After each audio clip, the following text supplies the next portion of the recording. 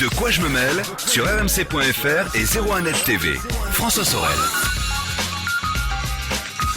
Salut les amis, quel plaisir de vous retrouver. C'est parti pour De quoi je mêle. Nous allons passer une petite heure ensemble dédiée aux nouvelles technologies, comme chaque vendredi, vous le savez. Toute l'actualité high-tech, à la fois sur rmc.fr en version audio et puis la version vidéo qui vous attend sur 01net TV. J'espère que tout va bien. Tout à l'heure, Pépé nous emmènera en Chine, les amis, découvrir, visiter une usine où on fabrique des télés. Vous allez voir, c'est passionnant. Il s'agit de la société Hisense, alors qu'on ne connaît pas beaucoup en France, mais qui est véritablement un acteur incontournable de la télévision et même des smartphones là-bas. Eh bien, on découvrira tout ça avec Pépé. Je vous rappelle que vous pouvez à tout moment réagir sur la page Facebook de quoi je me mêle. Vous cliquez sur j'aime et vous pouvez discuter de votre passion que sont peut-être les nouvelles technologies. En tout cas, merci d'être là et bienvenue à vous toutes et à vous tous. De quoi je me mêle sur rmc.fr et 01net TV.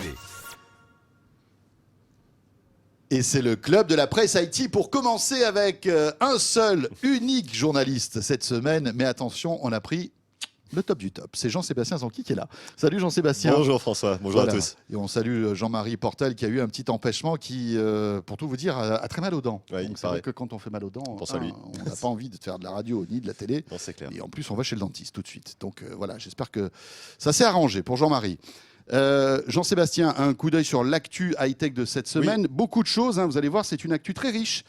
Et on va commencer donc par l'E3, ce grand rendez-vous du jeu vidéo qui s'est déroulé à Los Angeles. Exactement, c'était le gros morceau quand même de cette semaine, hein, avec pléthore de jeux qui ont été dévoilés. Mais là, on va se concentrer sur du matériel, puisque Microsoft a fait l'annonce de sa Xbox One X, donc qui est un peu une nouvelle génération de Xbox, une génération 2,5, un peu améliorée, voilà. C'est vrai que c'est pas tout à fait une nouvelle non, pas Xbox. Tout à fait. Enfin, elle est nouvelle, mais oui.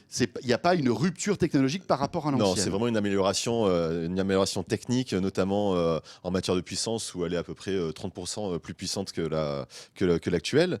Et vraiment, il y a donc Pierre, notre collègue qui était sur place à Los Angeles, Pierre Fontaine, qui a pu l'essayer sur place.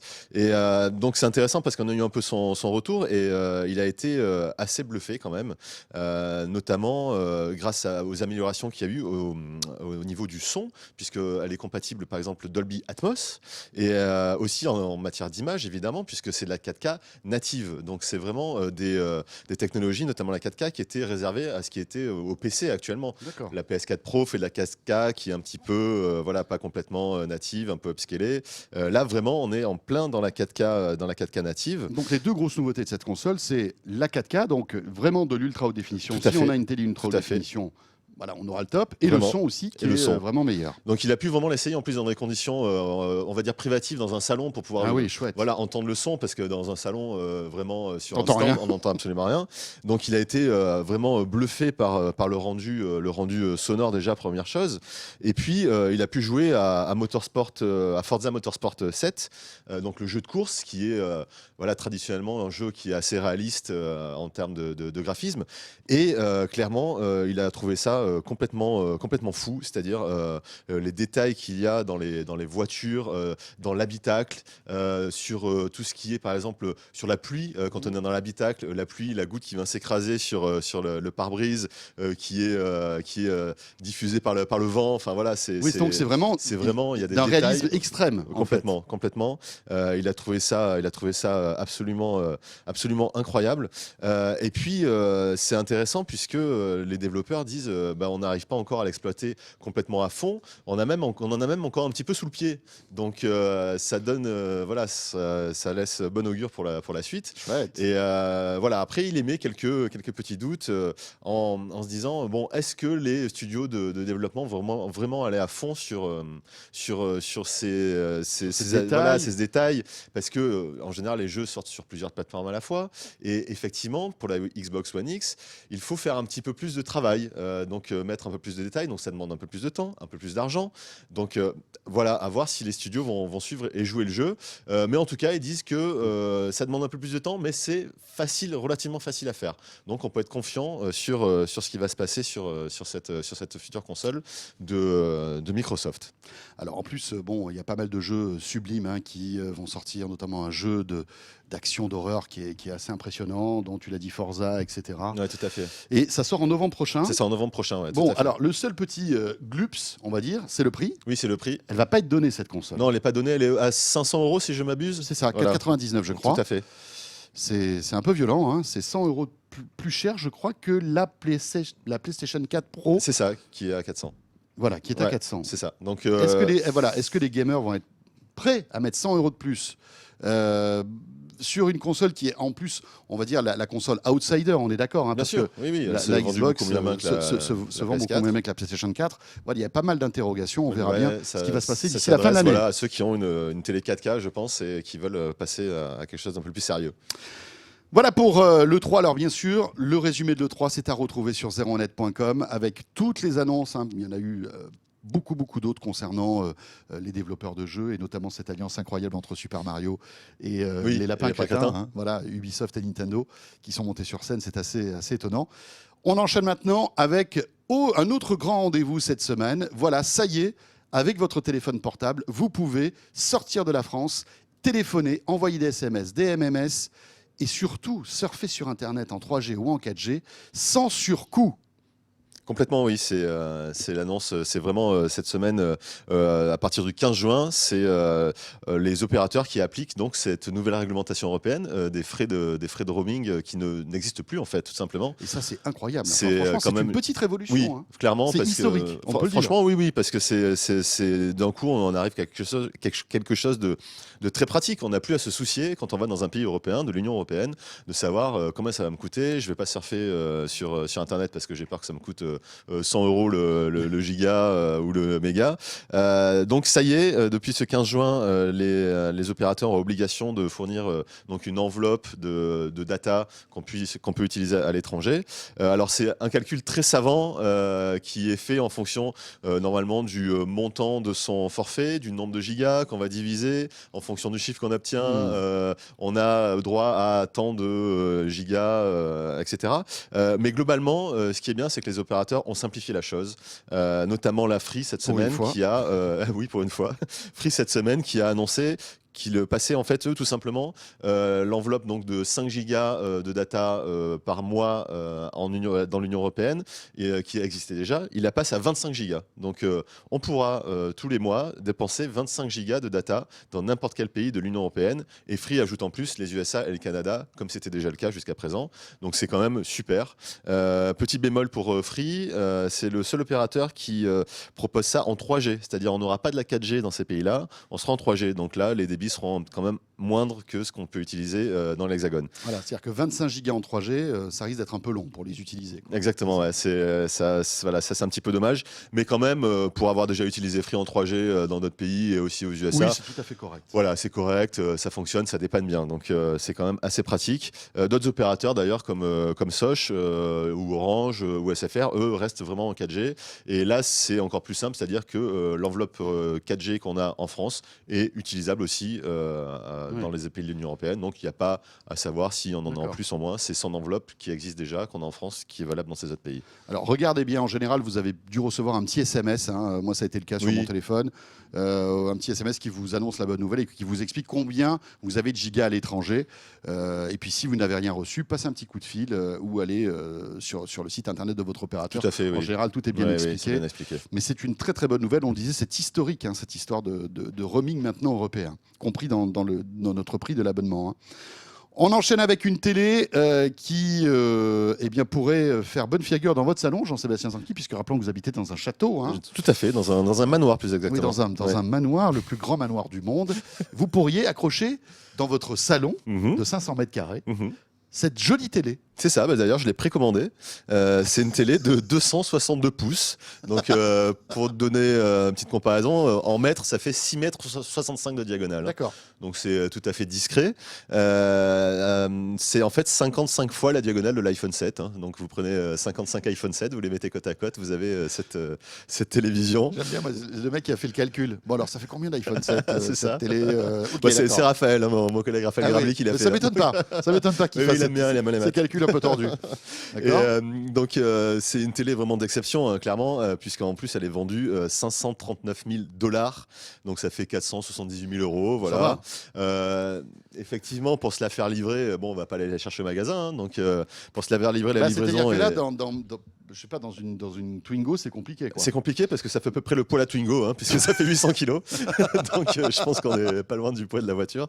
Donc pour la livrer, il faut quand même débourser en plus, parce que c'est pas compris, 34 000 €. C'est-à-dire que pour 500 000 $, Non, il la livre la pas. livraison n'est pas comprise. Non. C'est voilà, il faut le camion, les gars qui viennent l'installer directement dans le salon. Enfin, cela dit, ça doit poser quand même un petit problème, parce qu'imaginez que vous avez un loft au dernier étage, l'ascenseur qui fait 6 mètres de large, ça n'existe pas. Hein. Ah ben non, là c'est pas possible. Hein. Et par la cage que, d'escalier, 800 kilos, bonjour. dans un appartement, je pense que c'est compliqué. Là, il faut clairement une maison, parce que je sais Non, pas c'est comment vrai, on la monte dans un et appartement. comment on la livre. Ah oui, C'est oui, clair. non, je pense que c'est pas possible, à moins que ce soit Par par la hélicoptère, ou je sais pas fenêtre quoi, ou ou je ne par sais la pas. fenêtre. Enfin, Mais bref. je suis même pas sûr que ça passe, quoi. Donc c'est une télé 4K, c'est pas une télé OLED, donc c'est vraiment c'est encore du LCD. Oui. Alors finalement c'est marrant parce qu'elle est d'exception, mais quand on voit cette définition et cette diagonale, au final la résolution elle est pas exceptionnelle parce que on a une résolution de 17 pixels par pouce. Alors en fait c'est vraiment pas grand chose parce que quand on regarde nos smartphones actuels, Oui, nous, on en est à voilà. 300, 400 Ouais. pixels par pouce, donc ça, c'est des ouais. résolutions vraiment, Ouais. vraiment incroyables. Donc c'est une télé qui est vraiment faite pour être vue de loin, hein, parce que quand Mais on cela sera dit, près, quand elle fait 6 mètres de ah oui, diagonale, si on est près, c'est pas si la on est peine, près, on voit même pas les bouts de l'image, non, en fait. si C'est on ça. est près, c'est Roland-Garros, hein, c'est gauche-droite, C'est ça. gauche-droite par la Mais tête. c'est vrai que après il faut voir avec parce que là je sais pas combien il faut de recul pour être. Bah non, en général, on multiplie par 2 et quelques, ou Bon, enfin, je sais 1,5 pas, selon mais- la définition. Mais là, je pense qu'il faut être C'est vraiment monstrueux, voilà, monstrueux, quoi. minimum 6 mètres ou un peu plus. Donc voilà, c'est cette marque Cécid qui fait cette télévision. Ouais, c'est clairement quelque chose d'exception qui est fait pour les milliardaires. Ouais, voilà. Mais je suis voire, curieux de savoir combien de gens vont acheter ce truc-là. Ouais, pas beaucoup, je pense. Mais quoi que, enfin, je Ouais. sais pas. On n'a pas de verra. chiffres. Faudra voir effectivement. Enfin, si parce vous, que- vous qui nous écoutez en achetez une, dites-le nous. Oui, on viendra la tester. Voilà, on viendra la tester. Ah, ça serait chouette. Ah bah oui, On vient de la tester. avec la on rédaction de aimerait bien. Ah oui, 0net.com oui, vient de l'acheter. pourquoi pas. Pas l'acheter, parce Oui, que pas l'acheter, non. Là, l'acheter, il on a faut cramé le qu'on- budget de. faut qu'on crame le budget, mais qu'on vient de la tester en revanche. On enchaîne avec Twitter. Peut-être l'avez-vous remarqué, l'interface de Twitter a légèrement Oui. évolué ces derniers jours. C'est ça, Twitter a fait sa mise à jour ce 15 juin. Mais quel bel homme! Et tout à fait, magnifique. Et comme vous voyez, comme vous l'avez vu sur le visuel, là, pour ceux qui nous suivent en vidéo, déjà, on a une petite amélioration esthétique au niveau des photos de profil. Alors, c'est des détails, hein, mais c'est plus des photos, des icônes carrées, c'est des icônes rondes. C'est un peu plus simple pour ceux qui étaient sur iOS. En fait, c'est le menu d'Android qui a été repris, c'est-à-dire que l'accès au profil se fait directement par l'icône qui est en haut à gauche, Oui. et ça ouvre un tiroir où on a accès directement à son profil, à ses listes qui étaient quand même bien planquées dans l'ancienne application. Là, on a les listes directement sous la main. Il y a quelques différences au niveau des icônes de retweet, de réponse. C'est plus l'icône de réponse n'est plus la flèche vers la gauche pour faire répondre, comme par exemple sur les applications mail, mais une bulle qui engage la conversation. Alors c'est marrant parce que Twitter explique que cette flèche vers la gauche, qui est une flèche qui est utilisée dans pas mal d'applications, eux ils ont dit en fait on a fait des tests avec nos utilisateurs et les utilisateurs se demandaient si c'était plutôt une icône annulée ou revenir en arrière, donc ou supprimer. Donc finalement ils ont préféré cette bulle. Donc voilà, c'est des petits détails. On aurait aimé que ce soit un peu plus des fonctionnalités. Voilà, c'est vrai que l'interface Oui, c'est presque Twitter, c'est plus cosmétique qu'autre chose. clairement, en fait, hein. Twitter le présente comme quelque chose de très important. En vrai, ça va pas changer la vie au Non, quotidien. c'est clair. Les fonctionnalités sont les mêmes. Donc maintenant, on attend un peu Twitter sur des choses un peu plus profondes, pourquoi pas.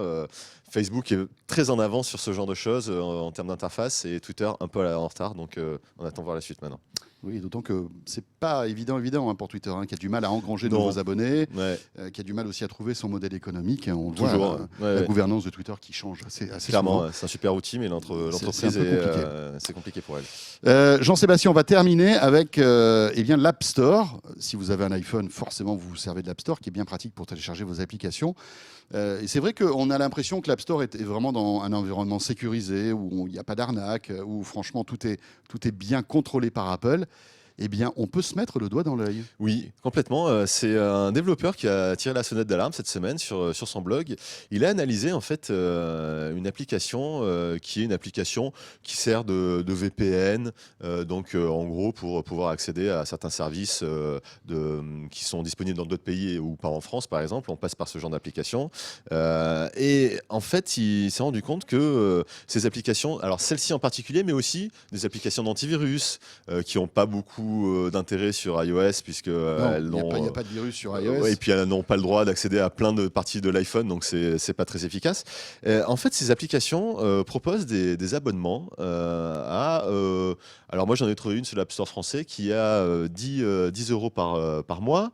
Lui, celle qu'il a vue, c'est $99 par semaine. Donc en fait, on se retrouve avec un abonnement à Et qu'est-ce qu'on a pour $99 par semaine? on a un antivirus. Oh non, mais c'est génial. Voilà. C'est pas cher du tout. Et c'est assez incroyable. Il s'est rendu compte, il y a des sites qui permettent de savoir combien ces applications génèrent d'argent. Et il a vu que cette application, par exemple, a généré au mois de mai $88 000. Donc il y a des gens qui sont prêts à mettre 99 Voilà, alors dollars par semaine. Ouais, presque, ils sont pas prêts à le mettre, mais il y a un petit souci sur l'App Store, c'est-à-dire que pour s'abonner, quand on fait s'abonner parce qu'on a envie de savoir, parce qu'il y a un essai gratuit de 3 jours, on se dit bon, je vais tenter. C'est un pop-up d'iOS qui apparaît et qui demande simplement à mettre son doigt sur le capteur d'empreinte digitale, et là vous êtes abonné en un instant.